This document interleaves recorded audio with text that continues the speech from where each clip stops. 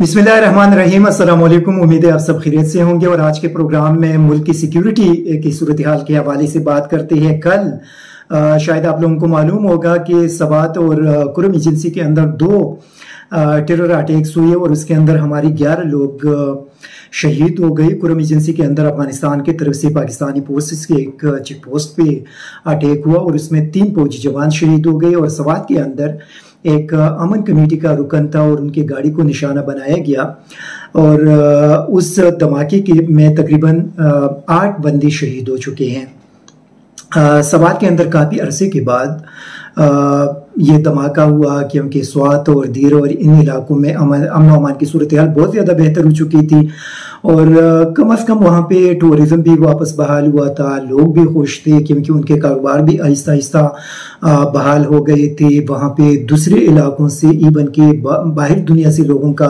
की आमद का सिलसिला शुरू हो चुका था। तो यकीनी तौर पे लोग बहुत ज़्यादा खुश थे कि एक टेररिज्म थी और उसकी वजह से ये पूरा जो इलाका था वो मुतासिर हो चुका था और लोगों ने बहुत ज़्यादा कुर्बानियाँ दी थी और उनकी कुर्बानियों के बाद उनके इलाकों में दोबारा अमन बहाल हुआ।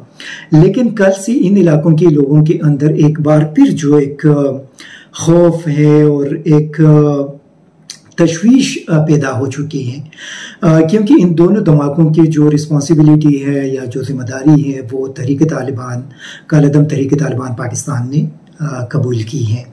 और पिछले महीने आप लोगों को याद होगा जब इन इलाकों के अंदर लोगों ने एहतजाज का सिलसिला शुरू किया और उस पर हमने भी प्रोग्राम की, तो उस वक्त हमारी मरकजी हुकूमत और सूबाई हुकूमत इंक्लूडिंग हमारी वजीर दिफा साहब, हमारे इंटीरियर मिनिस्टर और खैबर पुख्तनख्वा के जो मुशीर इत्तलाआत हैं, उन्होंने ये बयान दिया कि नहीं यहाँ पे तो कोई टीटीपी के लोग मौजूद नहीं हैं और लोग वैसे ही एहतजाज कर रहे हैं, हम तो पूरी सूरत हाल को मॉनिटर कर रहे हैं।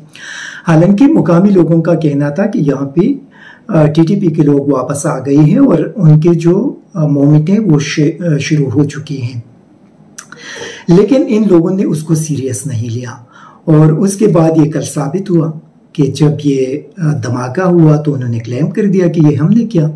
तो अभी तो कम से कम ये जितने भी हमारे वज़रा साहिबान थे उनको कौम से माफ़ी मांगनी चाहिए कि उस वक्त जब मुकामी लोगों ने उनकी तवज्जो इस सूरत हाल की तरफ मबज़ूल कराने की कोशिश की तो उन्होंने कहा कि यहाँ पे कुछ भी नहीं है, हम सारी चीज़ों को मॉनिटर कर रहे हैं।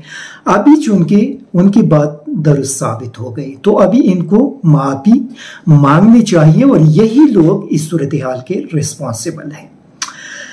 दूसरी सबसे इम्पोर्टेंट जो बात है वो ये है कि हमारे जो सिक्योरिटी इदारे हैं, हमारे पॉलिटिकल इंस्टीट्यूशंस हैं या वो तमाम इदारे जो इस सूरत हाल को मॉनिटर करने और इसके रोकथाम के जिम्मेदार हैं, उनकी सारी तवज्जो पिछले 4-5 महीनों से मुल्क के अंदरूनी पॉलिटिकल सूरत हाल की तरफ डाइवर्ट हो चुकी थी और इन लोगों की कोशिश ये थी कि किस तरीके से इमरान खान को नाकाम बनाया जाए, इमरान खान के खिलाफ मुकदमात दर्ज किए जाए, इमरान खान के लोगों को गिरफ्तार किया जाए, इमरान खान की जो पॉपुलैरिटी है उसको किस तरीके से ख़त्म किया जाएगा।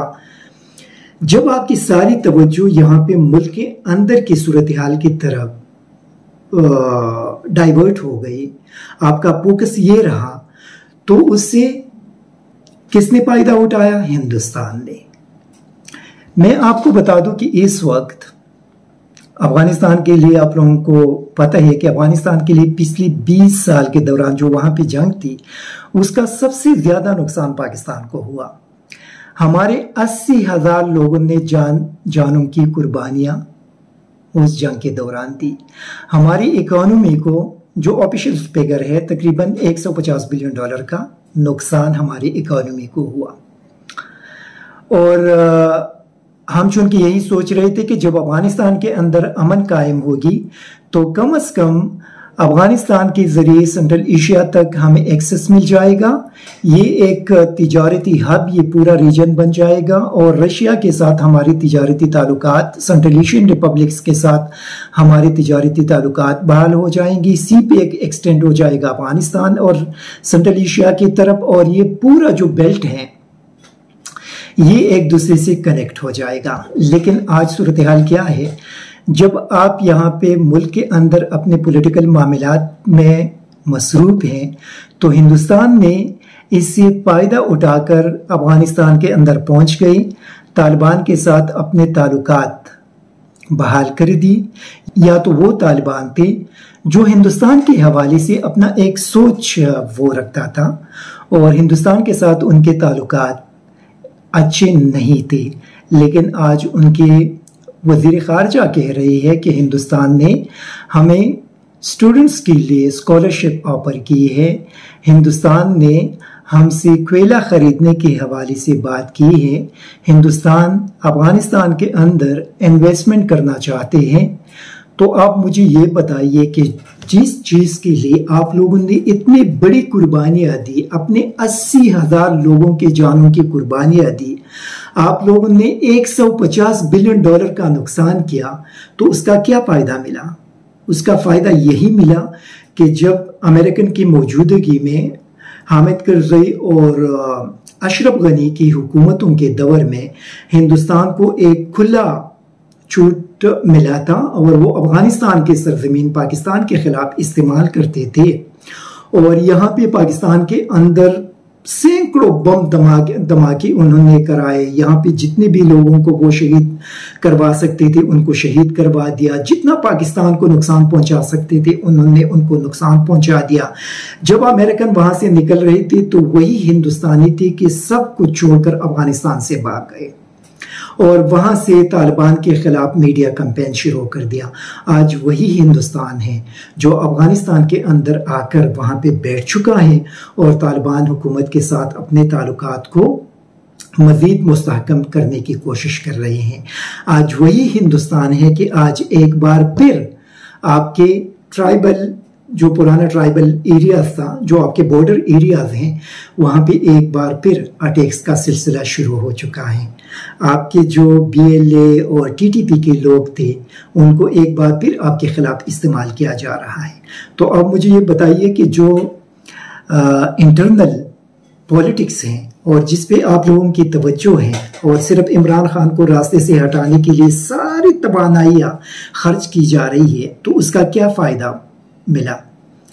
एक पॉलिटिकल टेंशन, पॉलिटिकल इंस्टेबिलिटी, आपकी इकोनॉमी तबाह हो गई कि आज IMF और वर्ल्ड बैंक भी आपके हवाले से रिपोर्ट्स दे रहे हैं कि आपकी इकोनॉमी वहाँ तक पहुँच गई है जहाँ अल्लाह न करे लेकिन श्रीलंका वाली सूरत हाल, उनकी जो इकोनॉमिक सूरत हाल थी उससे तरफ आप लोग बढ़ रहे हैं। और तीसरी साइड पे आपकी सिक्योरिटी की हालत ये हो गई है कि आज आपके सवात के अंदर एक बार फिर धमाकों का सिलसिला शुरू हुआ। आपके लकी मरवत के अंदर आपकी पुलिस पे अटैक्स हो रहे हैं, आपके वजीरिस्तान के अंदर आपके फौजी जवानों पे अटैक्स हो रहे हैं, आपके कुरम एजेंसी के अंदर आपके फौजी जवानों को निशाना बनाया जा रहा है, उनको शहीद किया जा रहा है। तो आप मुझे ये बताइए कि ये 4-5 महीनों के अंदर जो कुछ पाकिस्तान के अंदर हुआ, इसका नुकसान कितना हुआ और इसका फ़ायदा पाकिस्तान को कितना पहुंचा? ये वो बुनियादी चीज़ है जिस पे आप लोगों को सोचना चाहिए कि आप लोगों की सारी तवज्जो जब यहाँ पे अपने मुल्क के अंदर सियासी सूरत हाल की तरफ मबजूल हुई तो आप लोगों के लिए अफ़गानिस्तान के अंदर इतना बड़ा सिक्योरिटी इशू बन गया। आज आपको पता है, या तो वो तालिबान थे जो हिंदुस्तान के हवाले से हमेशा जब भी बात करते थे तो बुरा भला कहते थे, आज या वही तालिबान हैं जिनका ब्रेन वॉशिंग किया जा रहा है थ्रू अफगान मीडिया।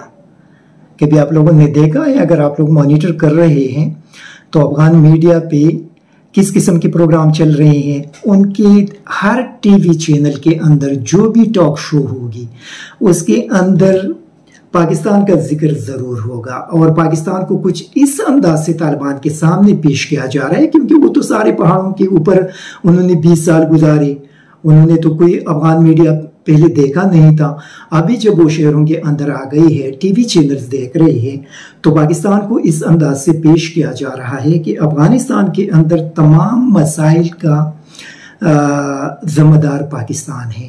पाकिस्तान ने अफगानिस्तान के साथ ये किया, वो किया, जो कुछ करज़ई और अशरफ गनी के दबर में अफगान मीडिया कर रहे थे थ्रू इंडिया, वही चीज़ें आजकल हिंदुस्तान एक बार फिर अफगान मीडिया पे करवा रही है, क्योंकि अफगान मीडिया को फंडिंग की ज़रूरत है, तो उनको पैसे हिंदुस्तान की तरफ से मिल रही है, और वही अफगान मीडिया आज पाकिस्तान के खिलाफ इस्तेमाल किया जा रहा है और अब तालिबान की ब्रेन वॉशिंग की जा रही है। इसी वजह से आज आप देख ले, जो तालिबान की एक ऑफिशियल का एक ट्वीट अभी मैं देख रहा था, कोई आतिफ नाम है उनका, पता नहीं कि किस डिपार्टमेंट का स्पोक्स पर्सन है, और उन्होंने पाकिस्तान के हवाले से जो ट्वीट किया था, मुझे बड़ी हैरानगी हुई कि मतलब ये लोग पाकिस्तान के खिलाफ इस हद तक जा सकते हैं, इस किस्म के अल्फाज इस्तेमाल कर सकते हैं। साथ वहाँ पे मुला ज़ईब काबुल के अंदर बैठा है और बाकी जो चीज़ें हैं वो मुला ज़ईब कर रहे हैं, ऐसे ट्वीट्स कर रहे हैं कि जो तालिबान के वही लोग जो उनको अगर फॉलो करते हैं या उनका रिस्पेक्ट करते हैं, तो उनके ट्वीट्स का इन लोगों के ऊपर काफ़ी बड़ा असर होता है। और मुला ज़ईब भी वही रोल प्ले करते हैं कि जितना उनसे हो सकता है वो पाकिस्तान के खिलाफ जो सेंटिमेंट है वो तालिबान के अंदर उबारने की कोशिश कर रही हैं। तो इसी वजह से इन पूरे क्राइसिस का जो नुकसान है वो पाकिस्तान को हो रहा है, और हिंदुस्तान इससे पूरा फ़ायदा उठाने की कोशिश कर रहे हैं। आपके अफगान मीडिया के ऊपर उसके अंदर उन्होंने बहुत ज़्यादा इन्वेस्टमेंट की है, और इसी वजह से आप देख ले कि आपने अफगानों के लिए 40 साल के दौरान कितनी कुर्बानियाँ दी, न सिर्फ जानों की कुर्बानियाँ दी बल्कि आपने बिलियन ऑफ डॉलर्स, पता नहीं कि 300-400 बिलियन ऑफ डॉलर्स आप का नुकसान हुआ अफगानिस्तान के इस जंग की वजह से। आपने यहाँ पे 40 लाख से ज़्यादा अफगानों को पाला, उनको वही स्टेटस दिया जो पाकिस्तानियों का है, लेकिन उसके बावजूद अफगानी आपकी इन तमाम कुर्बानियों को मानने के लिए तैयार नहीं है। वही अफगानी हैं जो आपके खिलाफ आज भी वहाँ पे आपको गालियाँ देते हैं और आपके खिलाफ बातें करते हैं, इन सारी कुर्बानियों के बावजूद भी। क्यों? क्योंकि हिंदुस्तान ने उनके मीडिया पे के अंदर इन्वेस्टमेंट की और मीडिया के लोगों को खरीद लिया, उनके तमाम सहाफ़ियों को खरीद लिया, उनके तमाम सहाफ़ियों को माहाना लाखों रुपए उनको दिए जाते थे एज ए स्पेशल सैलरी आप कह दे या जो कुछ भी आप उसको नाम दे। तो महीने हर मंथली बेसिस पे उनको लाखों रुपए दिए जाते थे हर सहाफ़ी को, और उनको खरीद लिया, उनको आपके खिलाफ भरपूर तरीके से इस्तेमाल किया। और आज अफगानिस्तान के अंदर आपके खिलाफ नफरत, हर किसी बंदे के साथ जब आप मिलते हैं तो वो नफरत का इजहार करेंगे। क्यों करेंगे? क्योंकि उनका ब्रेन वॉशिंग मीडिया के जरिए करवाया गया।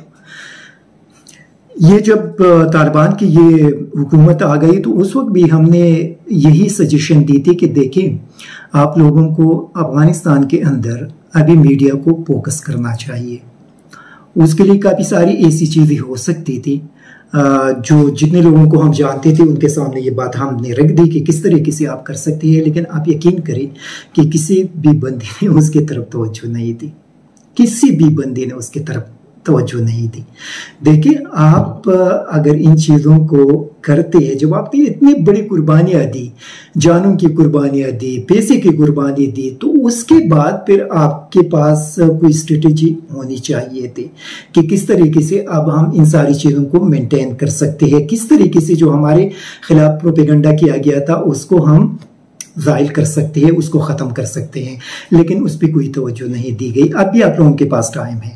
देखिए, अफगानिस्तान के अंदर सूरत हाल बहुत तेज़ी के साथ बदलती जा रही है। हिंदुस्तान बड़ी तेज़ी के साथ वहाँ पे इन्वेस्टमेंट और मुख्तलिफ तरीक़ों से तालिबान को माइल करके आप लोगों के ख़िलाफ़ उनको उबाल रहे हैं, आप लोगों के ख़िलाफ़ उनको सामने लेकर आ रहे हैं। इसी वजह से इस चीज़ पे तवज्जो दी। अगर आप लोग तवज्जो नहीं देंगे और स्टिल यहाँ पे इंटरनल पॉलिटिकल सूरत हाल पे अपनी सारी तवज्जो फोकस करेंगे, तो याद रहे कि आप लोगों के लिए मसाइल बनते जा रहे हैं और फिर इन चीज़ों को आप लोग कंट्रोल नहीं कर सकेंगे। यहाँ पे इस रीजन को एक बार फिर दहशतगर्दी के अंदर धकेला जाएगा और उसका पूरा नुकसान मुल्क को भी होगा और इस रीजन के लोगों को भी होगा। और फिर उसी सूरत में इस बार हालात मुख्तलिफ हैं। इस बार लोकल लोगों की तरफ से बहुत सख्त रिएक्शन आएगा और वो रिएक्शन न यहाँ पे हमारे अपने इदारे बर्दाश्त करेंगे और डेफिनेटली जिन लोगों के खिलाफ होगा वो तो उनको तो पेश करना पड़ेगा, लेकिन कम अज कम हमारी जो अपने इदारे हैं उनके लिए भी मुश्किलात क्रिएट हो सकते हैं। इसी वजह से मैं यही रिक्वेस्ट करूंगा कि प्लीज़ इस सूरत हाल की तरफ तवज्जो दें। हिंदुस्तान एक बार फिर अफगानिस्तान की सरजमीन आपके खिलाफ इस्तेमाल करेंगे, इससे TTP को इस्तेमाल करेंगे, BLA को इस्तेमाल करेंगे, दाइश को इस्तेमाल करेंगे, बाकी तंजीमों को इस्तेमाल करेंगे और अफगान तालिबान जानबूझकर उनको नहीं रोकेंगे। इसी वजह से अब भी वक्त है इस तरफ तवज्जो दें और इन चीज़ों को रोक लें। Thank you very much. ISTV Pakistan को सब्सक्राइब करें और बेल आइकन को दबाएं मजीद वीडियो और अपडेट्स के लिए।